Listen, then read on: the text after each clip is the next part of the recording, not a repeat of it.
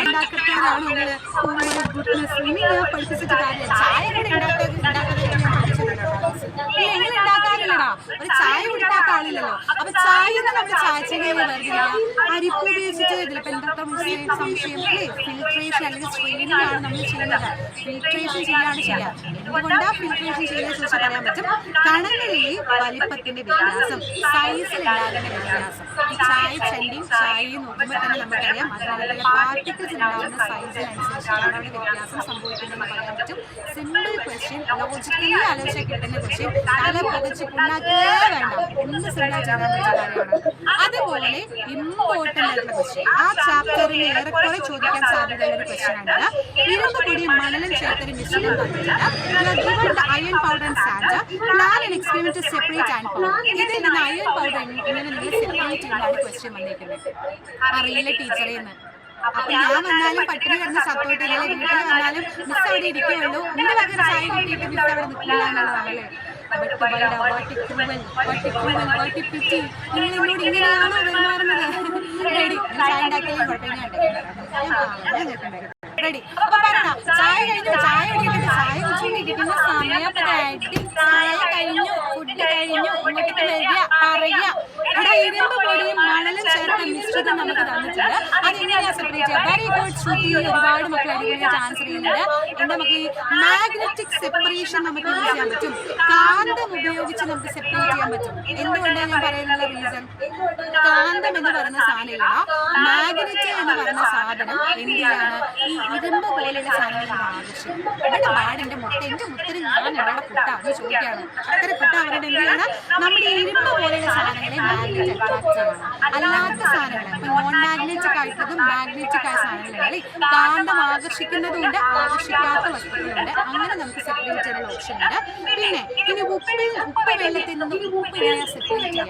ഇങ്ങനെ നമുക്ക് അത് നമുക്ക് പറയാൻ പറ്റും. സെപ്പറേറ്റിംഗ് സോൾട്ട് യൂസ് ചെയ്യുന്നത് ഇവാപറേഷൻ എന്ന മെത്തേഡാണ്. എന്താ ഇവാപറേഷൻ എന്ന് പറഞ്ഞു കഴിഞ്ഞാൽ? ഇവാപറേഷൻ ചൂടാക്കുന്ന സമയത്ത് നന്നായിട്ട് ഇവാപറേഷൻ ചെയ്യുക. ചൂടാക്കുന്ന സമയത്ത് എന്താ സംഭവിക്കുക? വെള്ളം മാനിഷായിട്ട് മുകളിലോട്ട് ബുഫ് എന്ന് പറഞ്ഞ് പോകും. പിന്നെ ബാക്കിയുള്ള ഉപ്പിനെ മാത്രം നമുക്ക് സെപ്പറേറ്റ് ചെയ്യാൻ പറ്റും. അങ്ങനെയാണ് ഉപ്പ് ഉണ്ടാക്കുന്നത് അല്ലേ? ഉപ്പ് ഉണ്ടാക്കുന്നത് പെരിയ കഥ. ഇപ്പൊ സമയമല്ല, പിന്നെ പറയാം പെരിയ കഥ. പിന്നെ ചഫ് ഫ്രം പാഡിയിൽ നിന്ന് ചഫ് എന്ന് വെച്ചാൽ ഈ പറഞ്ഞ പോലെ ബിന്നോയിൽ അല്ലെങ്കിൽ പാറ്റൽ എന്നൊക്കെ പറയും. നമ്മൾ എന്താണ് ഇതിനകത്ത് ഇല്ലാത്ത മണ്ണല്ലാത്ത സാധനത്തിനെ സെപ്പറേറ്റ് ചെയ്യാൻ വേണ്ടി നമ്മൾ എന്താ യൂസ് ചെയ്യുക?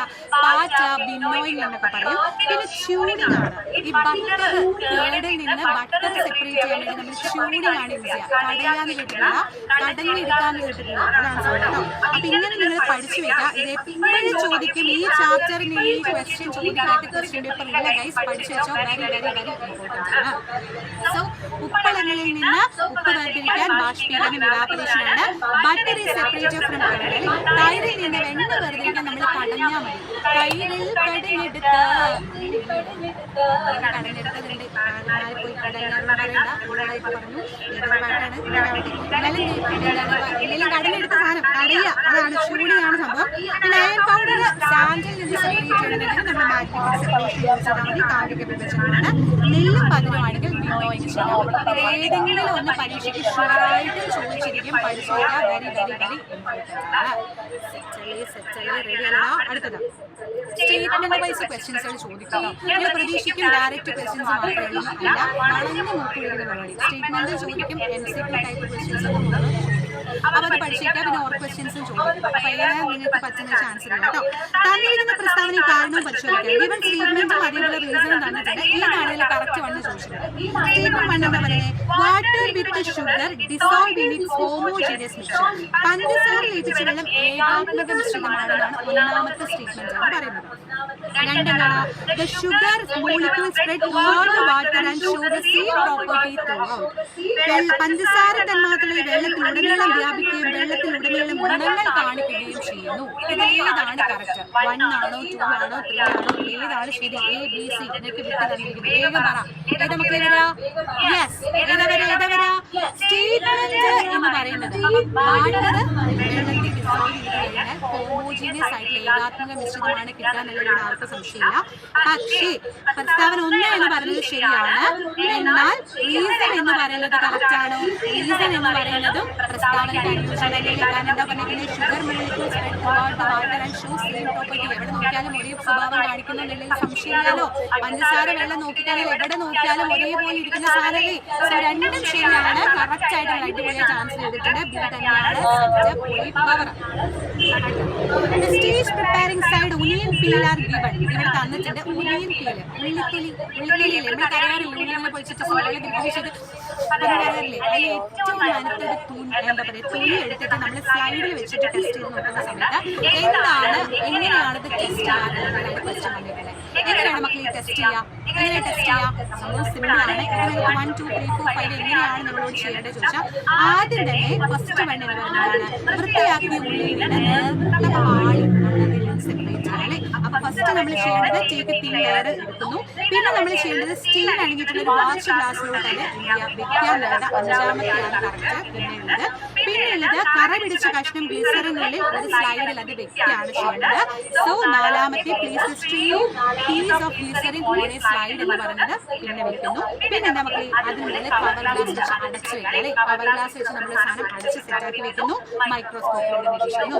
സോ 2 5 4 1 3 എന്ന് പറയുന്നതാണ് ഇതിന്റെ കറക്റ്റ് ആയിട്ട് വരുന്നത്. വെരി ഇമ്പോർട്ടന്റ് ക്വസ്റ്റ്യൻ ആണ്, ചോദിക്കും.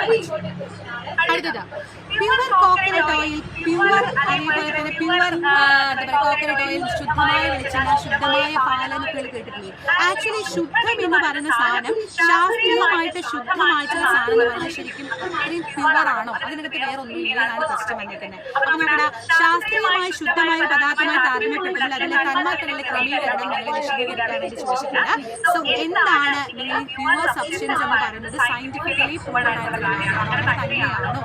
ശുദ്ധമായ പദാർത്ഥത്തിൽ ശുദ്ധമായ സാധനങ്ങൾ മാത്രമേ ഉള്ളൂ എന്നാണ് ചോദിക്കുന്നത്. വേഗം പറ, ആണോ? നമ്മൾ പച്ചക്കപ്പെടാണ്, നമ്മൾ വെറും പച്ചപ്പേരുന്ന ആളുകളായി മാറിക്കൊണ്ട് നമ്മളല്ല. നമ്മള് കാര്യം എന്താണെന്ന് വെച്ചാൽ ഇവര് പറയും ശുദ്ധമായ വെളിച്ചെണ്ണ, ശുദ്ധമായ പാല്, ശുദ്ധമായ തേന എന്നൊക്കെ പറയുമ്പോഴും ആക്ച്വലി ശുദ്ധമൊന്നുമല്ല. പേരിൽ മാത്രമേ ഉള്ളൂ, പ്യുവർ എന്നുള്ള പേര് അതിനകത്ത് മാത്രമേ ഉള്ളൂ.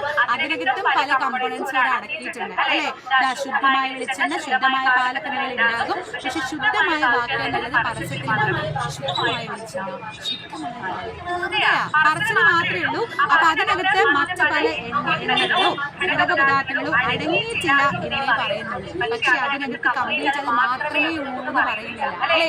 അതിനകത്ത് എന്തൊക്കെയോ സാധനങ്ങൾ വേറെ ഉണ്ട്. ഇൻഗ്രീഡിയൻസ് നോക്കി എനിക്ക് കാണാൻ പറ്റും. അത് മാത്രമല്ല, പക്ഷേ എന്താ പറയാൻ പറ്റുക, അതിൽ മറ്റ് എണ്ണകളോ ഘടകങ്ങളോ അധികം അടങ്ങിയിട്ടില്ല. അത്ര മാത്രമേ ഉദ്ദേശിക്കുന്നുള്ളൂ. പ്യുവർ എന്ന് പറഞ്ഞാൽ does not mean the same correct ആയിട്ടുള്ള സാധനമല്ല.